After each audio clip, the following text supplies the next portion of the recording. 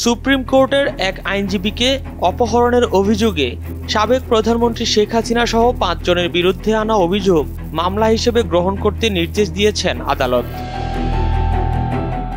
ঢাকার সিএমএম আদালতের ম্যাজিস্ট্রেট ফারজানা শাকিল সুমু চৌধুরী বুধবার বেলা ১:১টার দিকে এই আদেশ দেন। উত্তরা পশ্চিম থানাকে এই আদেশ দেওয়া হয়েছে বলে প্রথম আলোকে জানান সিএমএম আদালতের বেঞ্চ সহকারী রাকিব চৌধুরী।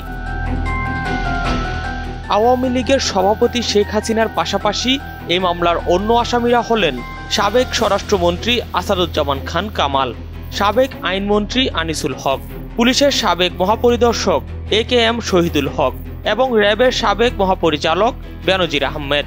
এছাড়া মামলায় র্যাবের ২০ থেকে ২৫ জন অজ্ঞাত পরিচয় সদস্যকে আসামি করা হয়েছে।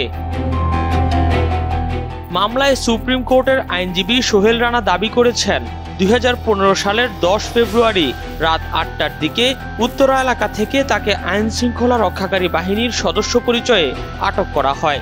পরে তাকে শারীরিক ও মানসিকভাবে নানা নির্যাতন করা হয়।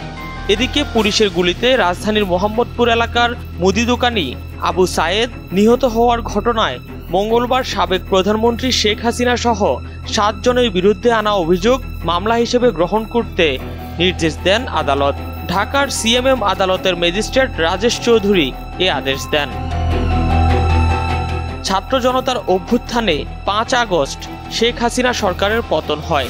প্রধানমন্ত্রীর পদ থেকে পদত্যাগ করে তিনি দেশ ছাড়েন। এখন তিনি ভারতে অবস্থান করছেন।